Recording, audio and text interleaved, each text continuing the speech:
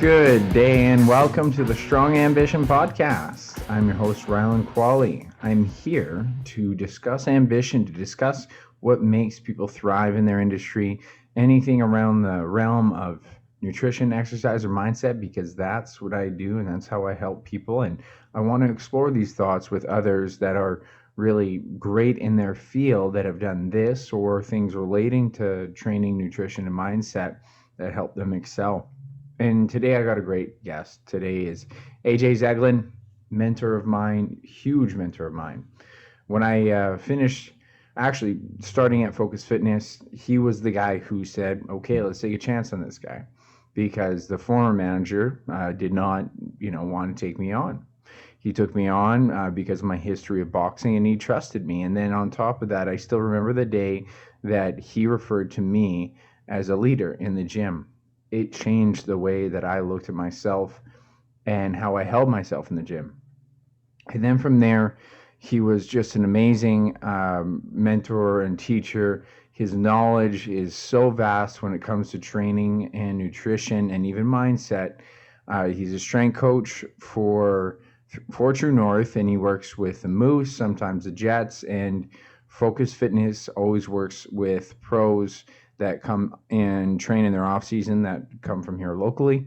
So he's got great experience. He's a former football player, has done many bodybuilding competitions and placed quite high. So he even mentored me during my bodybuilding. So he's been an incredible resource for me, for my knowledge, and to this day. And now we're whiskey buddies. So that's always a great thing. We didn't have whiskey as I'm in my training prep right now, but we did have an amazing conversation. We got into a lot of these kind of myths and misconceptions around training, and we got into a little bit of the nutrition of bodybuilding. So probably going to have him on again in a month or so here to dive into more questions I have about his mindset around prep. But I think there's a ton of knowledge for you here.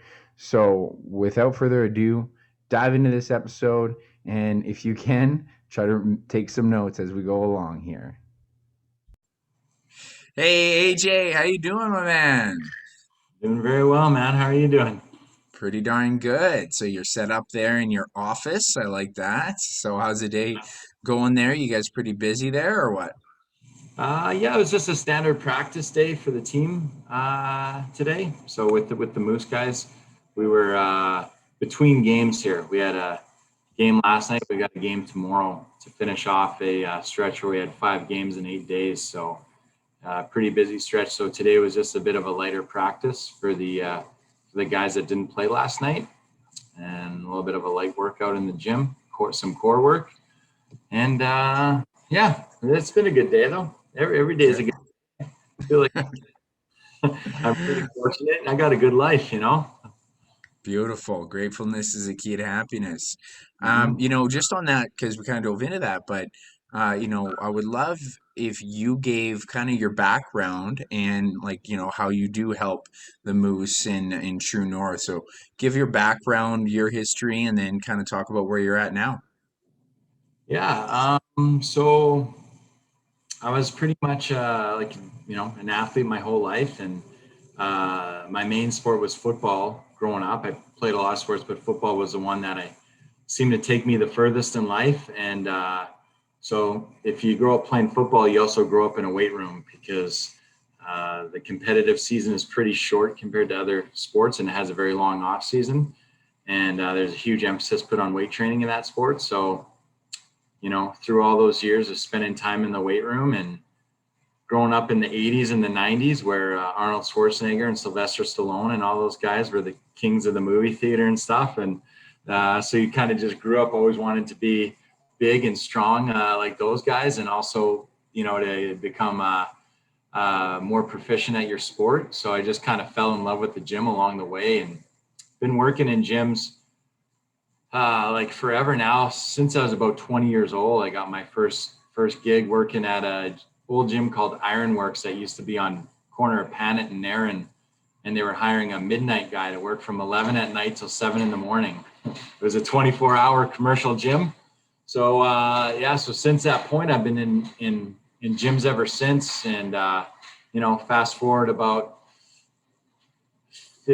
16, I don't know, about 18 years later now, I guess, from that point. Yeah, and I manage Focus Fitness, which is, of course, owned by True North Sports and Entertainment. So I'm an employee of theirs. I manage the gym here. We train a bunch of high-level athletes and the general population as well.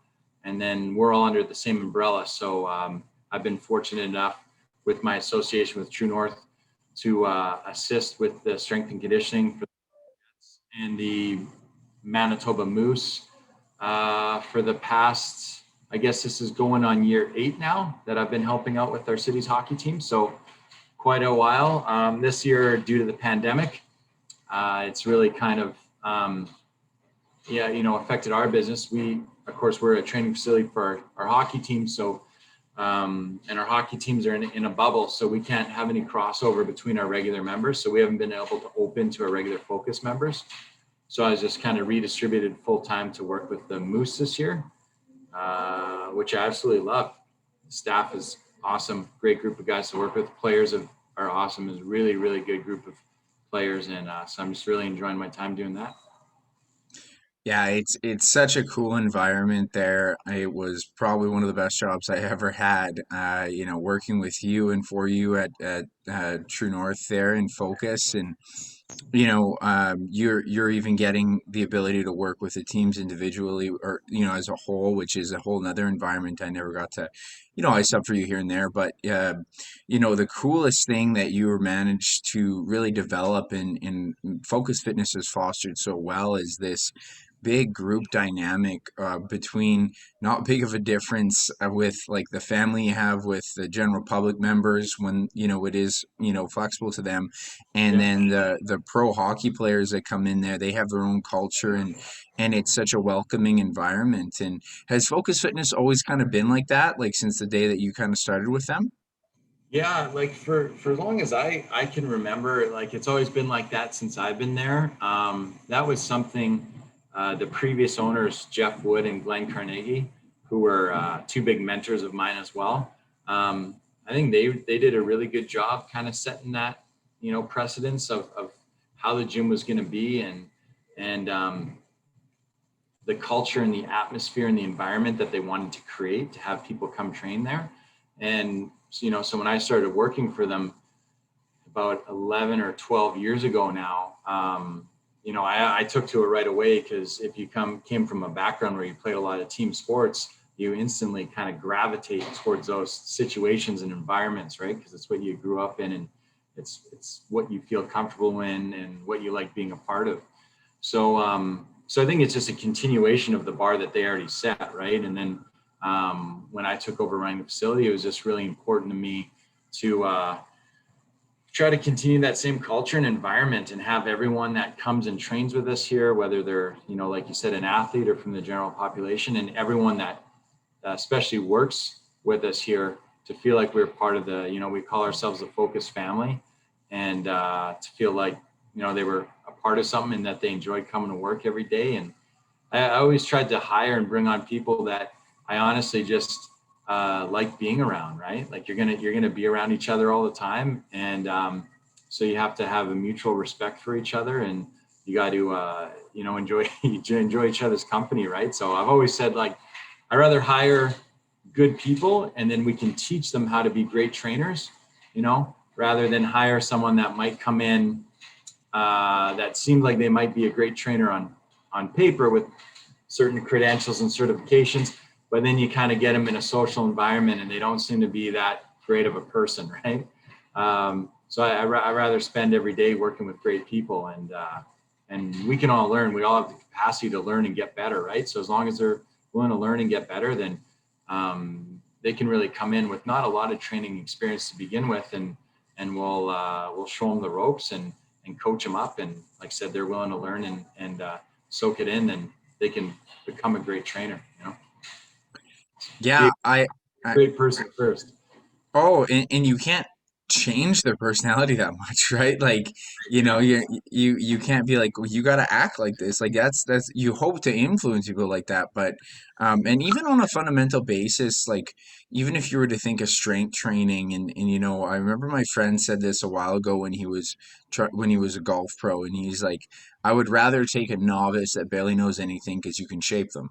And then Right. if you're going to take on, like, as you do at Focus interns and stuff, it's probably way better to take on someone who is open and has that white belt mentality to actually shape them and allow that relationship that you already know if they can foster that. Because if a person comes in with too many preconceived notions and stuff like that, and then that's going to be hard to give them the information that's practical, not Yeah. textbook. And then, like, you can't really change a person that much. You Right. hope you're going to foster their relationship and stuff like that, but I can't make you a fun person, right? So it's not part of the job. But yeah. Well, and as you know from now, like you've been working in this industry now too for, I don't know, it's got to be coming up on 10 years, no? Yeah. Probably. Yeah, Yeah. like, I mean, first client was around 20, and so from there it's more so probably about almost 10 years. Yeah. Yeah. And the whole, I find having success in this field, that really comes down to your ability to build relationships, right? It's so important. You could know all the information in the world, and you can, recite every textbook verbatim, and if you can't relay all your information in an effective manner that resonates with the people that you're coaching and stuff, then it doesn't really matter what you know, right? So you got to build a great relationship. And we work with a big athletic population, and um, their training is obviously part of their livelihood. Sorry, it's part of their job. So they got to really be able to trust you too. So a lot of that trust is just built in the relationship that you form with them, right? So yeah, it's a really important part of the job, and sometimes obviously maybe not appreciated until people get into the field and start working in the field, right? No, absolutely. And I think it comes back to, like, this experience itself kind of dictates a lot. And anyone who's been in the service industry or owns a business know it. Like, it's your social skills will dictate your success in Yeah, 90% of industries out there, right? yeah, Like, for sure. there's a handful that you maybe could just be in product development, but for the most part you're going to want to have the Yeah, ability to network in any capacity, right? So, right. And but sorry, go ahead. oh, sorry too. Yeah, I was gonna say, and our goal too, like whenever I have someone come in, is also not to like not to kind of trying to create this like army of like robots, where we all necessarily think exactly alike and react exactly alike and communicate exactly the same. But it's more so to give them some basic tools for their toolbox, right? But still, I feel we've always still tried to encourage people to have their own individuality. And we do have certain kind of training philosophies that set the foundation for all of our programs at Focus. But on top of that, I've always tried to encourage all the trainers, all you guys have ever worked for me, to still deliver it in your own manner. If you have coaching cues that work for you and resonate with people that you work with, then to use them. And it's okay if you coach something slightly different than the way I coach it, as long as they're both safe and effective. We get the client from point A to point B. Like, there can be more than one right way to communicate something, right? And I just always tried to trust the people I had working for me. I knew, I'm like, hey, I hired someone who's a good person, so I trust that they're going to find the way to communicate this information to the people we're working with that works best for them and works best for the people they're working with, right? So you got to have a certain amount of, trust there, and just knowing that you hired a good person. So at the end of the day, they're going to do a good job, right? Yeah. And then that's even where I find you even get to learn as a trainer yourself when you give it up to the person to do it their style, and then you start to realize, hey, that's a new style, that's a new approach, and thank you for opening my eyes to a different Yeah. perception, Oh right? man, I have learned for as much I've hoped that I've been able to share like with all the staff and stuff that's worked here, I have absolutely learned like invaluable lessons for from every single staff member I think that's ever worked for me. You know what I mean? Like just by paying attention, I feel like it's, it's like a mutual relationship, right? Like it's the thing too, you hire good people that are smart and hardworking. They're for sure going to teach you stuff. You know what I mean? And the biggest mistake that you can make obviously is always thinking that you know everything, right? So even from the position that I'm in, like as the manager and running the facility, I never think I know everything. That's when you start getting into trouble. So I feel there's always lots of ways to learn and improve. And one of them for sure is by, learning from my own staff, learning from the people that I've hired and that I work with, right? Smart, Absolutely. smart And people. Not learning from them, it's because I'm not paying attention. yeah, and I think, you know, the older you get in any industry, the more you know, the less you feel you know. And Right. I love Joe DeFranco's white belt mentality. Right. And Yeah. so when I recently did some hiring process, and so I interviewed a bunch of people, and one of my favorite questions for them was, where would you rate your knowledge base for whatever? And one was strength and training and nutrition, and then the other one was nutrition. And so most of them come in 6, 7, 8, or 9, and then I'm just like, okay, well, I'm a 3 maybe on both. And Right. so right there, it's like, and especially when someone says 8 or 9, I'm like, oh man, that just tells me how little you know, because Right. there's Right. so much to know. And it's not in comparison to everyone, One. it's Right. how much knowledge there is to have is like such a deep hole, right? Well, and it evolves all the time too, right? Like there's plenty of stuff I look back that I was doing 15 years ago with people, or 12 years ago with people, or 10 years ago with people that, at the time I thought it was amazing, awesome stuff. And obviously at the time I was working as hard as I could and put in my full effort. I look back at some of the stuff now and I'm like, ooh, man, like I wouldn't do that anymore with somebody, because you're always learning and getting better, right? So yeah, I don't think you're ever at a 9, I No. don't, especially in an industry like this where, you know, new stuff's coming out all the time and you're always learning and new information and stuff's changing, and just this information we have access to is so different, right? Like we like I used to train people and literally the only information that we had, and there's nothing wrong with this information, there's solid, foundational principles, but the only information we really had was just, the naked eye test, just to see like, okay, I know the exercise they're doing and just to watch them do it, right?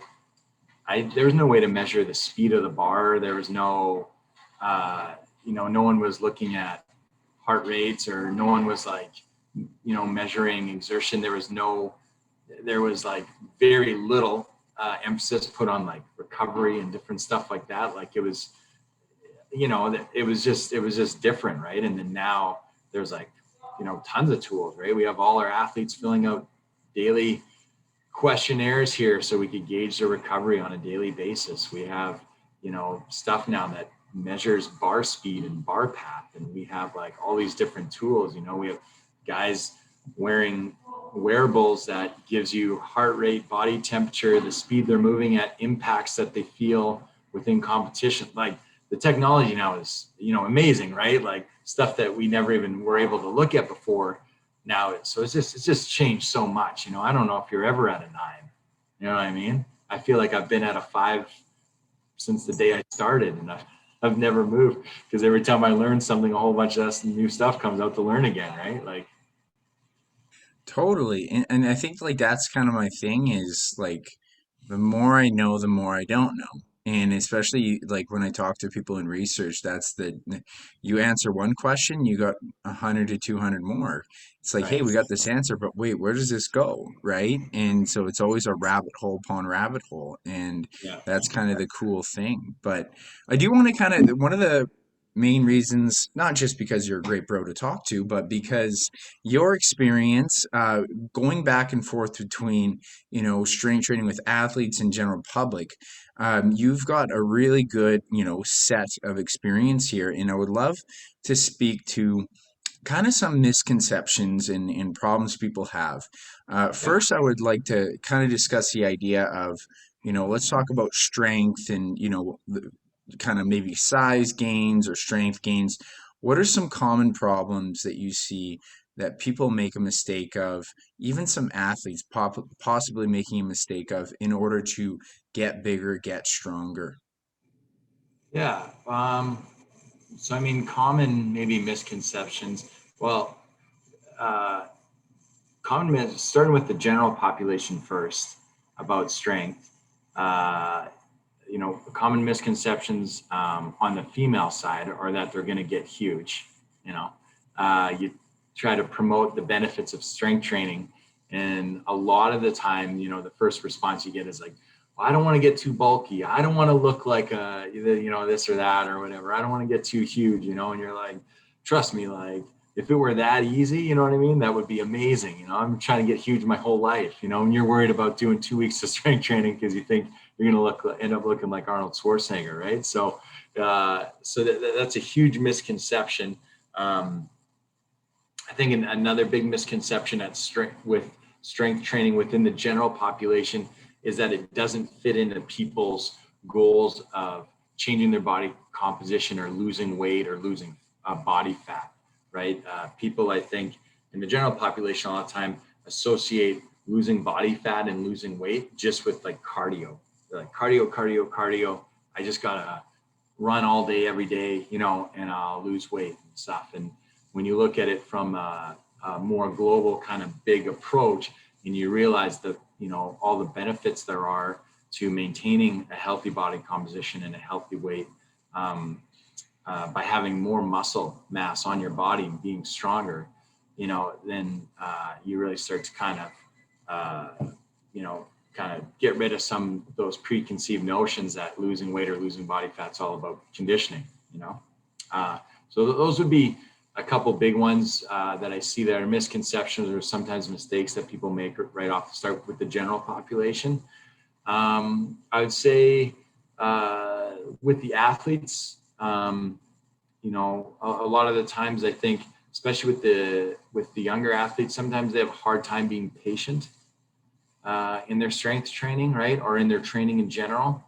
The end goal for most people in most sports is, to get more explosive and get faster. I don't think there's a sport that exists in this world that you don't benefit from being significantly faster. Speed is kind of one of the key athletic attributes, and people just want to get into it right away. And there's a process there of us getting stronger so we're able to, produce more force first, and then we learn how to produce that force more quickly, and then that's where we become explosive and fast, right? But we can't skip that first step. And that's just a patient process, right? Like it takes a long time to get strong, right? And it's a skill. All those exercises that you execute to increase your strength are learned skills, right? How to squat properly, how to deadlift properly, how to press and pull properly. They take practice, and there's technique involved in them, and you got to learn that and practice that. And the better you become at that skill, the more efficient you become those movements, and the stronger you're going to be able to get. But so I think now, especially now in like today's age, people just want stuff to happen really, really fast. So a lot of times the things with athletes that I see is they just want to come in and go from 0 to 100 like immediately, right?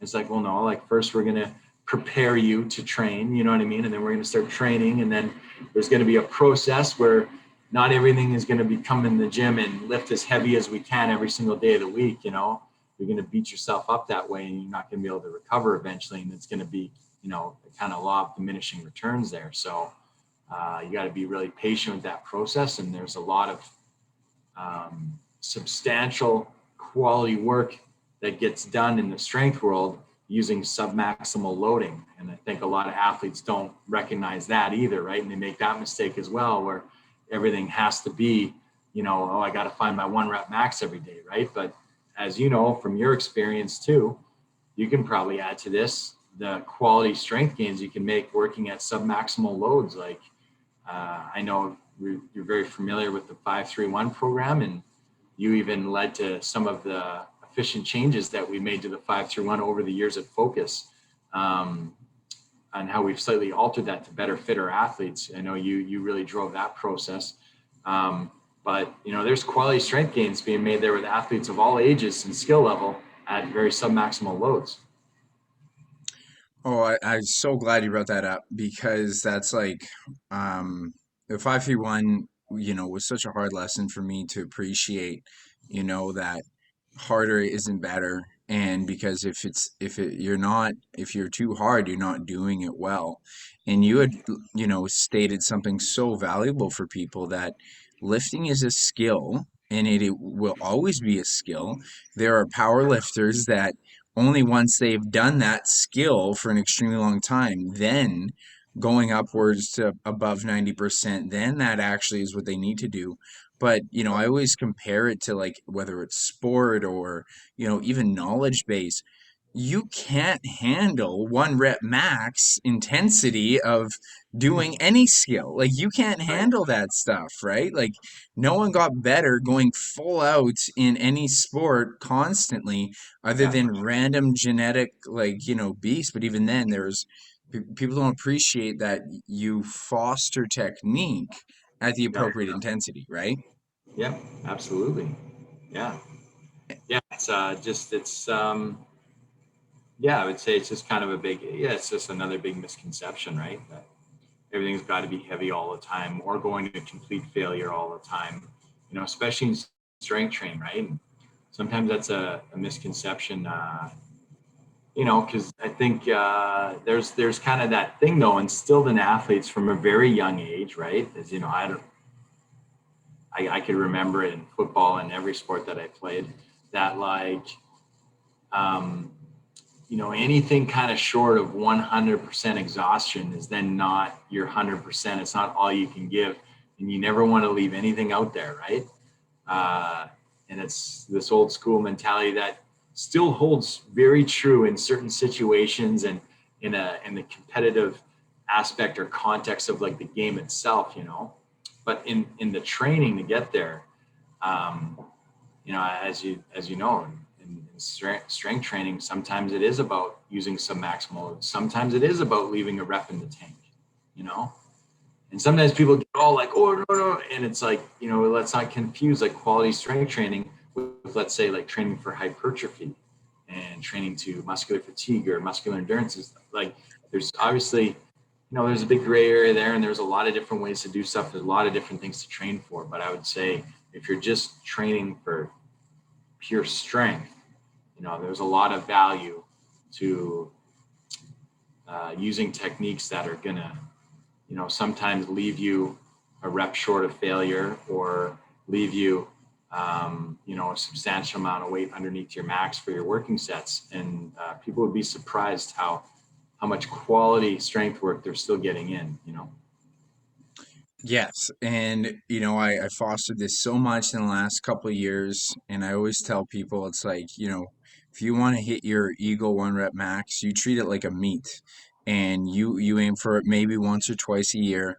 The rest of the time, you should be cycling up and down in intensity. When I fostered this, well, go figure. My strength gains shot up. The only time I ever tried it was when the lockdown was happening. It's like, okay, well, this makes sense to try it. I won't be touching it for the next 3 or 4 months. Right. And go figure, I could actually do a lot. And people will try to say, I get this a lot. It's like, oh, I need a spot. I can't get stronger because I need a spot. I'm just like, you need to get better at lifting. Like Right. spotting isn't the issue. A spotter is what, gonna lift it off you because you can't do it? That's not the problem, right? Right. Yeah. Yeah. That's not really helping you get any better. Yeah. Yeah. And I did that a lot early in my career, so I can really vouch for that. But um, so I wanted to talk about a little bit of the bodybuilding because, and this is a bit of selfish need because I'm getting into my prep now, but Yeah. I think some people like overlook just how much bodybuilding is a general public approach. Like, you don't have to go to the stage to build your body, right? You're actually, anytime you're going to the gym, you're building your Yeah. body. So why don't you talk about, and this is going to be a fun one, because I first want to talk about the female problem there, where it's like, people are worried about being bulky and Right. stuff like that, right? Yeah. And I know you hate the word toned, but Yeah. why don't you discuss what the females or anyone who wants to be toned, what are they Yeah. actually after? What does that mean? Yeah. So, from the best that I can kind of decipher over all the years of working with people, I feel like they really just want to see a little bit of definition, like get a little bit leaner when they say, I think that's in their mind when they say they have a toned muscle. I feel like, when they straighten their arm, they maybe got not crazy definition, but just a little bit of a line there running down the tricep or the bicep, or their shoulders got a little more shape to them and stuff. And I feel like that's maybe kind of what they're getting at when they say use the word tone. But it is kind of funny because it's you have like the two sides of the coin, kind of like what I was alluding to before. You got like usually when you're working with the general population, you got every single guy in the gym just wanting to get bigger, right? And they're just like, no matter what, they can never be big enough and they can't get big fast enough. And it's just like, what can I do to get bigger, And nothing will ever be enough.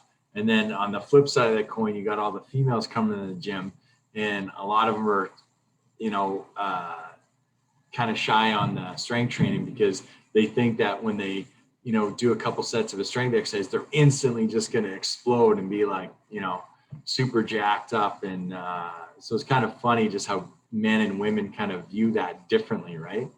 But yeah, obviously, I mean, there's so many just benefits to being strong in your daily life. It's going to make your daily life easier, especially as we age, but also in the context of them wanting to be a little bit leaner, right? Obviously, we know if we hold more muscle tissue, that our metabolic rate is going to increase, our resting metabolic rate. So we're going to be, using more energy throughout the course of a day, right? We're active through our day. Or your basal metabolic rate, will be higher, than someone that's carrying more body fat. And it's going to be easier for us to lose body fat through that process of like a combination of our training and our recovery, our diet, our sleep, and all those things together, right? So, and what, so, again, it's kind of like one of those catch-22 things. So I think that one of the things that the females are most afraid of in the gym is the thing, it also ends up the thing that ends up holding them back the most, because they're going to benefit the most from that quality strength training, but that's the thing that they're afraid of, So if you kind of get them over that hump and not worried about, ending up looking like the next Mr. Olympia, and you can have them incorporate some quality strength training into the program, they're going to start getting the results that they actually want to get, if that makes sense. It's like the key part that they're missing is the part that they're afraid of doing, and so it's just kind of mentally getting them there. And that's through years of like, of this like idea that for some reason that men and women should train differently. You know what I mean? Like that probably goes back to the 80s aerobics videos and stuff. And, even earlier than that weight training wasn't for women and they should do aerobics and, and do all these things or whatever. And cardio for weight loss. Weight loss, fat loss is all about cardio.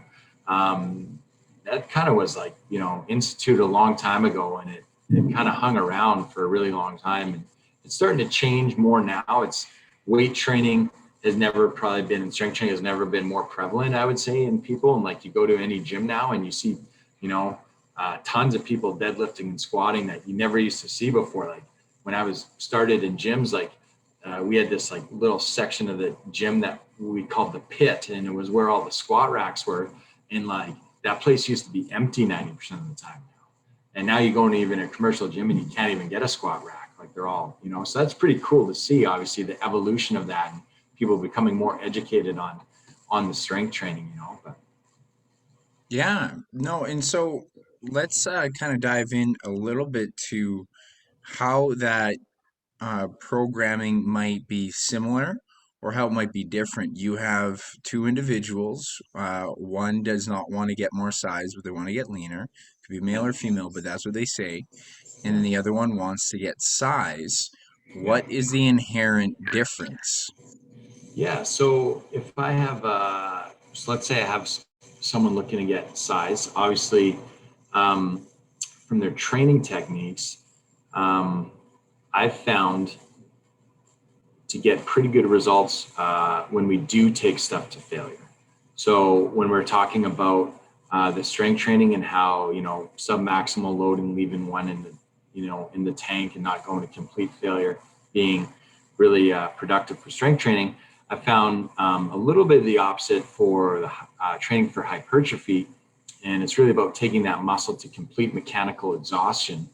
And there, I had some success working in at different intensities, and the intensity is by that I just mean like the load that we're using, And if you look at a lot of the literature and research now, you'll kind of see that most people now are starting to move to the point where they agree, like, hey, whether you took something to mechanical exhaustion or failure at 8 reps or at like 20 reps, the end result for the hypertrophy of the muscle is going to be similar, you know.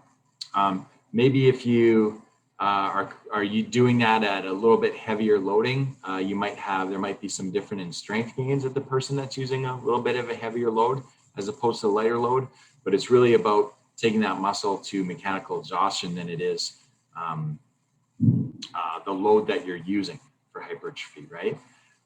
So we'll do that through uh, like a whole bunch of different ways, right? Everyone's, or I shouldn't say everyone, but people are mostly familiar with like extended sets, right? So whether you're doing supersets, whether you're doing drop sets, whether you're doing mechanical advantage drop sets, whether you're doing giant compound sets, there's a bunch of different ways to extend sets and length to take those muscles to exhaustion or failure, and increase that kind of volume.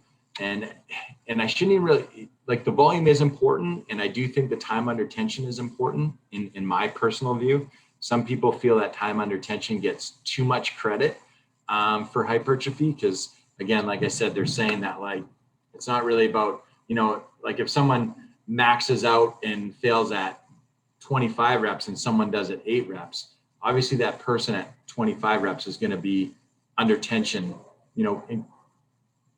I guess, assuming that they're using the same tempo. The person at 25 reps is probably going to be time under tension will be much longer than the person at 8 reps, right?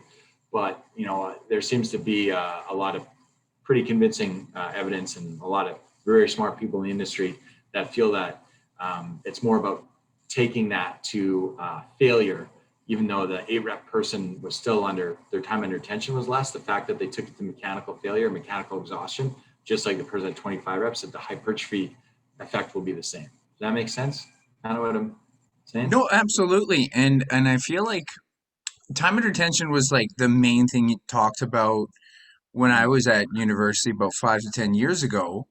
And now recently now they're like, actually it could be failure. Actually it's and Yeah. I also really loved the way you summarized it to me the first day I asked you about it, and you said, um, hypertrophy is lifting heavy weight as much as you can. And Right. so, the beautiful summarization there I tell people is like, it's not just lifting heavy, but it's lifting heavy weight a lot. Yep. Because like that person who's doing 25 reps, well, if it's 8 pounds, Right. there's so many factors that go into the hypertrophy training, right? Because if you don't have heavy motor neurons to stimulate heavy muscle strength, then that Yep. doesn't matter, right? So do you find variation is really important too for that kind of like stimulating different basically Yeah. levels? So like variation for hypertrophy and even just like thinking about the muscle and like working it through different parts of the range of motion, right? So there's obviously going to be different techniques or exercises that you can use to stress a muscle through different, so like let's look at like a shoulder, like a lateral raise or a side raise, right? If you're doing it with a dumbbell, you're going to get like the point where that tension or the mechanical tension on the muscle is going to be the heaviest is at the peak contraction at the top of that lateral raise when we're using a dumbbell. There's not going to be a ton at the bottom, right? When we're using a dumbbell, it's going to increase, as we raise our arm to parallel. Now, if we're using it with a cable side lateral raise or side raise, depending on that cable height, if the cable's all the way down at the bottom or going off a low cable, you're going to have a much more even distribution throughout the whole range of motion of where you're going to feel that tension on the muscle, right from so it's going to be a pretty even distribution of tension or load on the muscle right from the starting position, even as you go up to the peak position or the peak contraction of the muscle. Now, if you raise that cable up so it's more like knee height, or just above knee height, you're going to get a lot more mechanical tension on that muscle right off the start. That's going to be where it's at its highest point, right? So when you're looking at hypertrophy and, and these aren't my, this is stuff I've learned from watching, if you really want to get a hypertrophy, like you look to the bodybuilders. Bodybuilders get a bad rap sometime for some reason for not being intelligent. I feel like people think, but man, when it comes to the human body and the science of hypertrophy and making muscles grow, I would argue there's no one smarter, right? That's what they specialize in. That's in their sport. If anyone wants to know a lot more on hypertrophy, I strongly suggest if you're to follow one person on the topic, would be to follow a gentleman named Paul Carter. And I find when it comes to hypertrophy work, he's probably one of the best out there. But I believe his Instagram handle is @LiftRunBang, and he'd be a great follow if you want to know about hypertrophy. He's great. Same with the guy named John Meadows. They call him the Mountain Dog. But these stuff that I'm sharing with you is stuff I've learned through other people, right? I didn't invent it myself at all. I was just fortunate enough to get out and work hard and learn about it. But I think that isn't so. Speaking to your idea of variation, you get a lot of variations in there to stress the muscle at different points, right? Because again, the idea of hypertrophy is different than strength, because a lot of guys have got to let go of their ego a little bit, right? Because they're like, well, if I do that variation, I can't lift as much, and you're like, well, that doesn't matter. We're not necessarily trying to set a 1 RM in lateral raises here or side raises where you're trying to develop the muscle and get the most overall hypertrophy in the muscle as you possibly can, right? So we're gonna have to stress it from different angles, right? Using different variations of different exercises, different ways to load it. There's different resistance profiles, as you know, from using a dumbbell to barbells to bands to cables. There's different resistance profiles in there that you should take advantage of if you're trying to add hypertrophy to a muscle as well, right? Yeah, that's very well said. And the variation to me is so critical. I remember Joe DeFranco said it's probably one of the most important things because if you stick to the same thing, then that stress adaptation it's gonna plateau itself, and you simply just change the angle. Like, you don't do decline bench for a while, try a decline bench, and then you do it for a while. Okay, stop doing that. That's even like better for you mechanically, right? Because then you're not overstressing your joint in the same pattern constantly.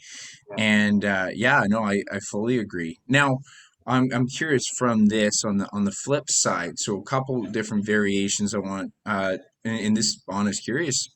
Yeah. You have someone who wants to lean up, Okay. okay? General public, and then bodybuilding variation. That's selfish question for me. What do you change about the program then? And they're still like they're just wanting to lean up in general, but Hmm. and continue strength training or Yeah, yeah. Yes. training for a bodybuilding show or Yeah, so I would like to know what would you give to a general public that's not trying to train for a bodybuilding show? Because it's Oh, most of my listeners. And then yeah. what makes it different than bodybuilding? Because like, and this is my general curiosity, because I've been playing around with sets and reps, and I'm like, at this point, I'm just doing a lot of them because I know I'm burning more calories. But Right. I'm not building size, but maybe Right. shaping it. So, what inherent would be the difference? Yeah. So for the general population that's trying to lean out, so it's going to be a little different. So the general population, for one, um, would differ from the bodybuilder, you know, on the intensity of the lean out, if that makes sense too, right? And that's where sometimes the general population gets into trouble, because a lot of nutritional information and dieting information and how to lean out comes from the bodybuilding world, because they're experts at it, right? But it's also, that's a very, like, you're looking at a very like acute, like singled out, like, okay, they got like a 12-week prep or 16-week prep or 18-week prep, however many weeks they're starting out from the show. Um, to look their absolute best at that one. Like, I've never seen a sport in the world, I think, that the timing is so important. Maybe someone that runs like the 100-meter sprint at the Olympics or something like that. But like bodybuilding is like, just to a T, that timing has to be like right on point of the day of the show, like not peaking too early and, having to try to hold it going in the show. Like, it's very, very hard. But so obviously the intensity of that lean out and diet, like as far as, um, um, how hard it's going to be with maybe the amount of cardio that's involved in it, or the calorie restriction or different stuff like that is going to be on another level, right? And obviously bodybuilders only got to hold that for like a day or the show. They're not trying to maintain it over a long period of time. Whereas for the general population, they're trying to lean out. I'm trying to help someone drop weight or lose body fat and maintain that goal, right? I don't want them to just like dip down like they're competing for a show and then rebound back up after, right? So usually for the general population, that calorie deficit is going to be much more minimal. And then we're going to keep weight training in there. We're going to keep trying to achieve their goals, right? Even on a minimal calorie deficit, that's going to maybe take them a little longer. It's a little bit more of a process. But they should still be able to make gains in strength over that time, right? So we're going to still continue to strength train and get quality strength training in. When you're getting ready for a bodybuilding show, and you've done one before, you're getting ready for your second one now, obviously your goals are completely different. And, obviously you're not going to get stronger as your prep goes on, right? Obviously your strength is going to decrease, and it becomes basically this challenge of hanging on to as much muscle tissue as humanly possible while getting as lean as humanly possible, right? So, like, there's some crossover there, because obviously, both people in both cases are going to consume a high amount of protein, because you're trying to support muscle mass no matter what, whether your general population trying to lean out or your bodybuilder getting ready for a show.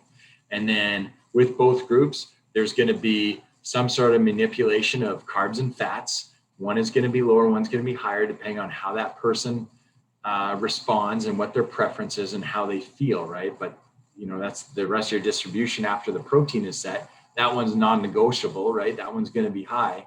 Then the other two is going to be figuring out what kind of deficit we want to be in, and how it's going to affect us, right? Like, if I'm working with some of the general population and their performance starts to dip and they're like, man, I feel absolutely terrible in the gym. I have no energy to get through my work day.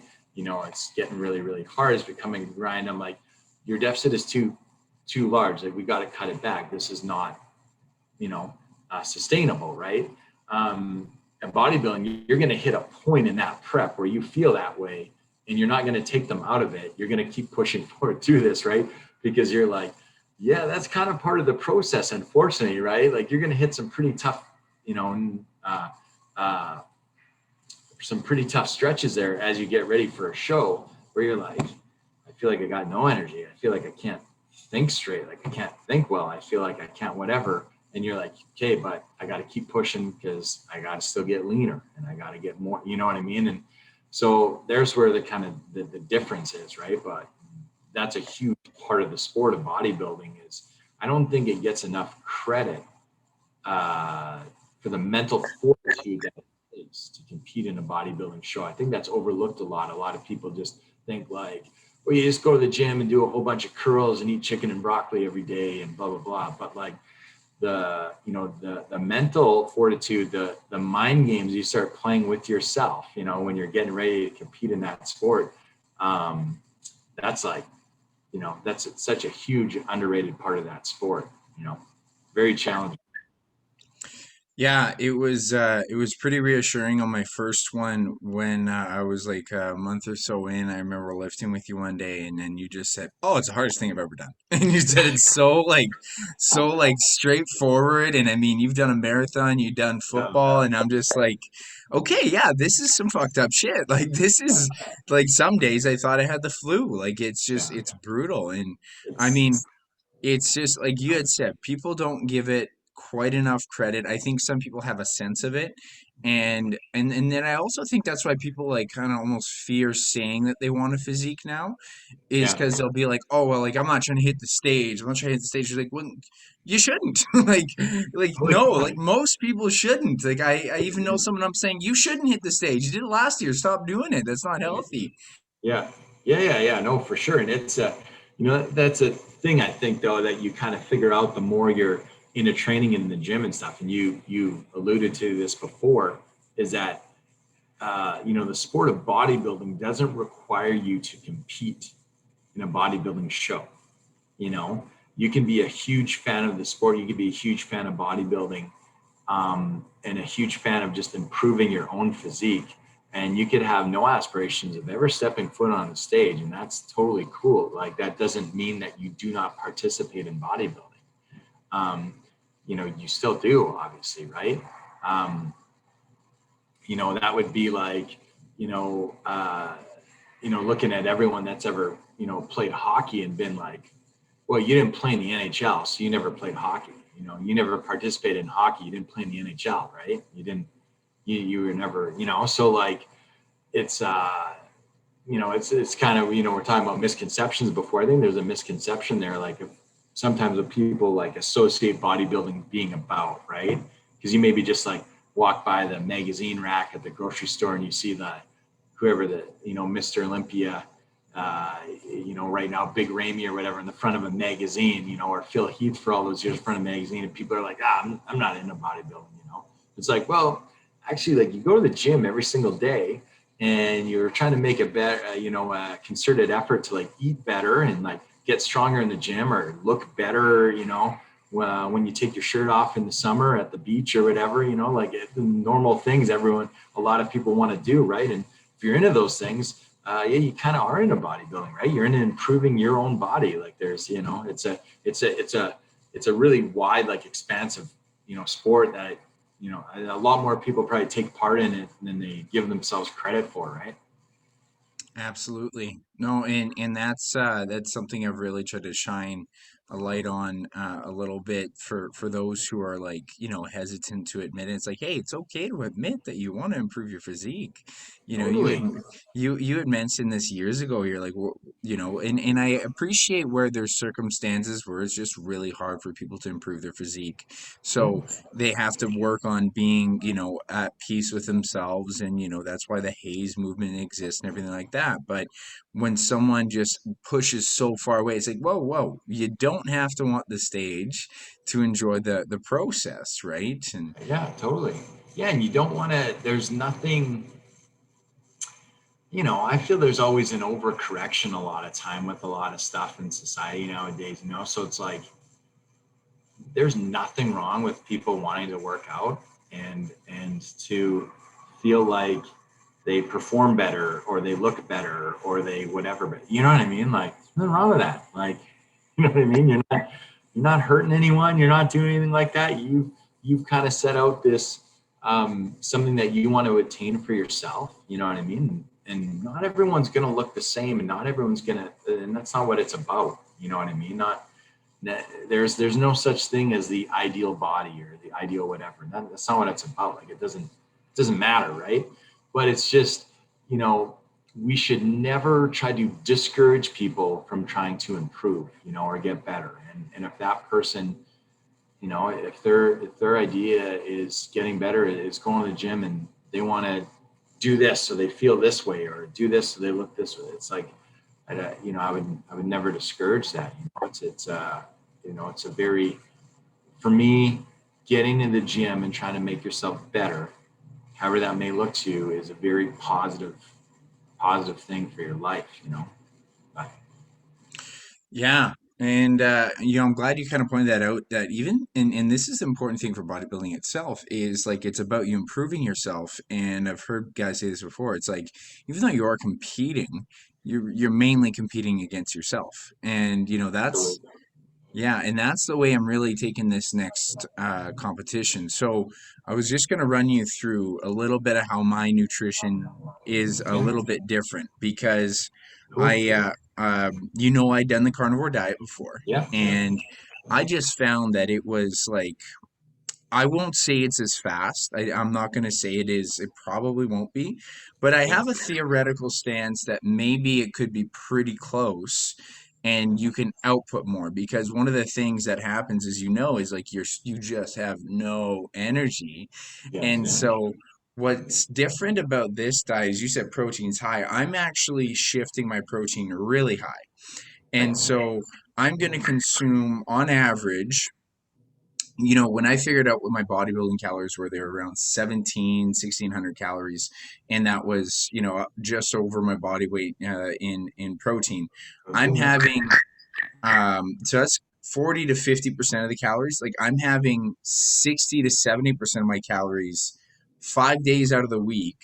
And I'm actually eating upwards of 2,000 calories, Right, but then the rest will be fat, because the belief is that if you have extra protein, it can be used as glycogen stores, but also providing refeeds every 3 to 4 days of either fat or carbs, depending on my performance.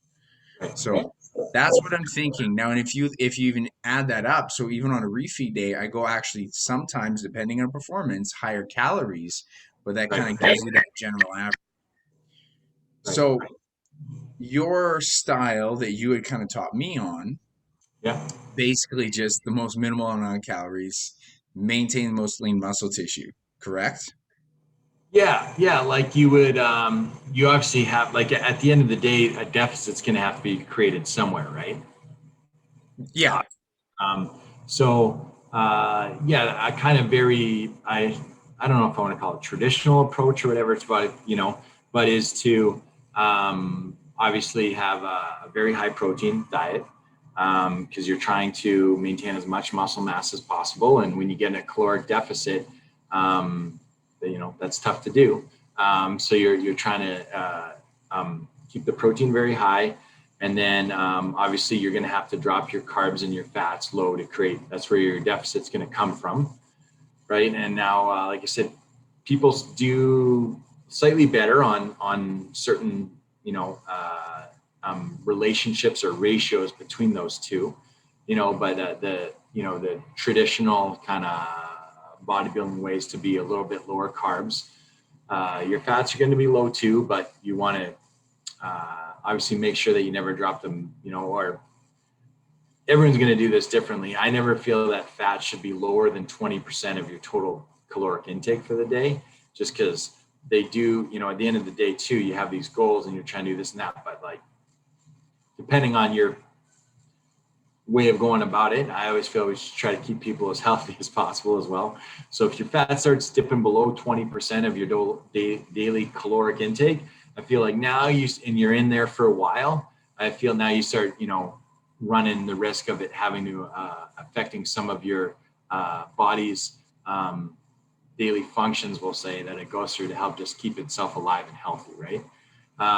So knowing that your fat's going to at least be 20% or at a minimum, right? And then you fill in the rest with your carbs, and obviously you try to make different choices for your carbs, right? You're not going a lot of like stuff high in sugar or anything when you're trying to lean out.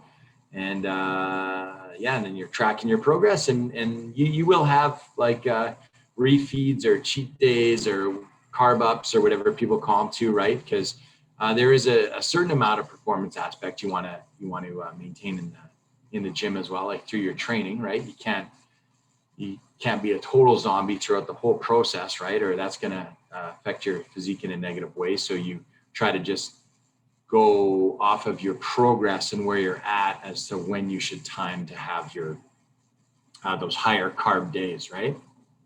And that would be I would say like a very general overview of a traditional kind of you know lean out for a bodybuilding show. Now it's going to differ. Some people, like I said, do better with a little higher carbs and lower fats, or a little higher fats and lower carbs. Just like when you get up to the couple of days before the show or the day before the show, some people will carb load or some people will fat load, and that again just depends on just kind of personal experience going through it a few times and seeing what you respond to better, right? Yeah, no, fully. And like I did that, but you know what? I didn't do a lot of refeeds. I think I might have once or twice, or a few weekends here or there. I would have some cleaner carbs, but um, yeah, it was so tough. And especially now that I'm running my own business, I found last time with this cut, and this is anecdotal coming from people online where they say that it was just so much easier for them to do this technique. And Right. so I just wanted to try it myself, because not only did I enjoy the process last time, I only had 6 weeks to cut. Now I'd done that style for 2 weeks, Yeah. went into the carnivore. So I didn't have the initial cut phase from that, and I'm still doing cardio. I'm still doing a ton of training. Like there's still a Yeah. good workload, but my capacity to like, I'm doing 2 cardio sessions of a half hour a day. Like I'm willing to do it. Like I have energy to do it now, right? And Right. that's what they claim. So, I mean, it's an experiment. And one of the things I said too is like, as I even talked about before, and this is why I was alluding to it, is like at the end of the day, I'm already like, I built myself up bigger, and Yeah. if I can look bigger on stage, I already beat myself, right? So, Right. Right. Yeah. and I think just from there, the one thing that I know I learned from, and I'm gonna Yeah. be coming to you for this, is Yeah. I gotta pose more. Like Yeah. I felt like a deer in the headlights in the morning, and once you go through a stage light, and then it doesn't, like the lights literally throw you off, and Yeah. you know, everyone's turning one way, I turn the other way, and I look like an amateur, right? So it was I like all those things, and so I definitely got to step into the posing a bit more. But I even kind of like, and I don't want to say I'm just kind of pushing this aside. I was hoping to be leaner at this point, but I Yeah. had some miscalculations with some ground beef, and Okay. my, because I use an app for it, just Yeah. because I still like variety in my diet, and that's what I was gonna say is last time I cut, I maintained a lot of my diet and my physique for quite a while because I enjoy the process. So I'm trying to Right. enjoy the process so I can keep more and reverse diet a little easier. Yeah. But yeah, I mean, it's about, like you said, at the end of the day, it's about trying to better yourself. And I may or may not, I'm not so much worried about competing with them. I want Yeah. to be able to feel good going into it. It's going to be tough. Today was a tough day, but to be able to feel a little bit better than I did last time, because I got to operate my business, right? Right. Yeah. Oh, for sure. Yeah. It's one of those type of sports. Like it maybe sounds kind of cliche or whatever, but like it is really just about like your own self improvement from your last show to your next show, right? There's so many things in that sport that are out of your control. For one, it's a judge sport, so anyone knows if you're in a judge sport, it's completely subjective. And sometimes even from show to show, what the judges are looking for is not the same thing. Like you could go on websites and kind of find like a judge's guide on there on things that they're looking for. But even from year to year at the same shows, even at the highest level, they change every year. From at the you watch Mr. Olympia, I watch it every year because I'm a huge fan of bodybuilding. I watch Mr. Olympia every year.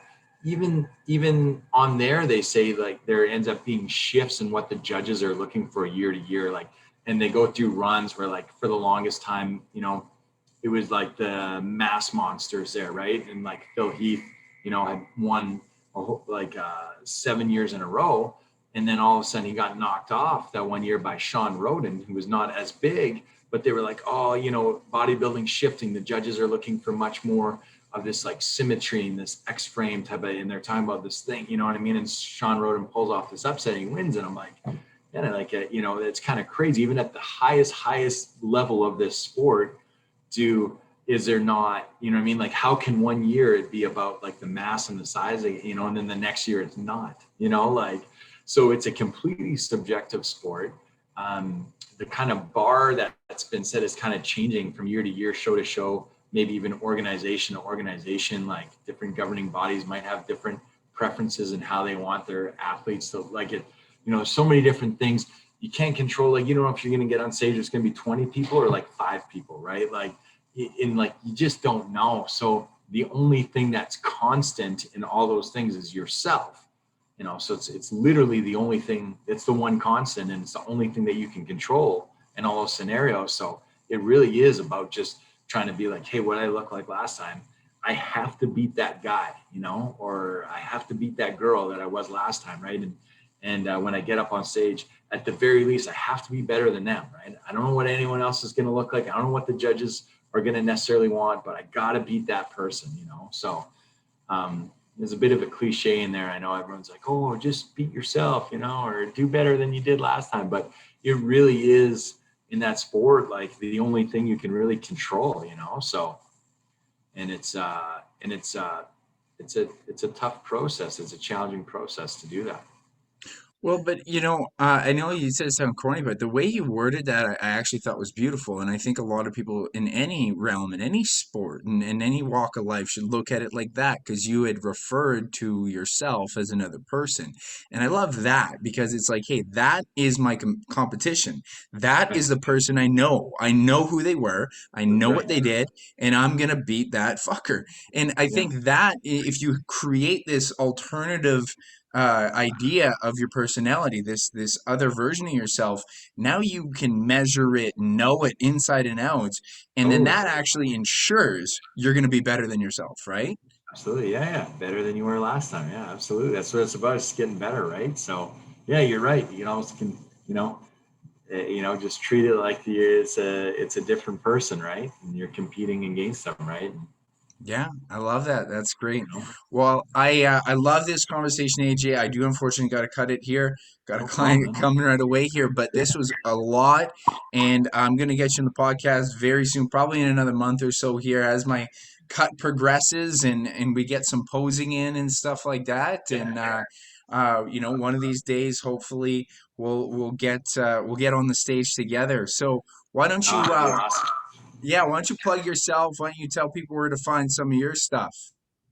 Oh yeah. So again, you can find me on Instagram, just at AJ Zeglen. So AJZEGLEN, and then you can find my gym, Focus Fitness, at Focus Fitness TN as in True North, and you can find us under that handle on Facebook, on Instagram, on YouTube. We've currently, through this pandemic, trying to post as many workout and resources as we possibly can for people to utilize at home with limited equipment. You know, so if you've been stuck at home, I know gyms are open, but there's still a lot of people that are stuck at home right now working out. I think we're at like 200, almost at 250 workouts that we put up there for people on all those different social media forms or whatever. So you can find them there. Hopefully they'll help you out.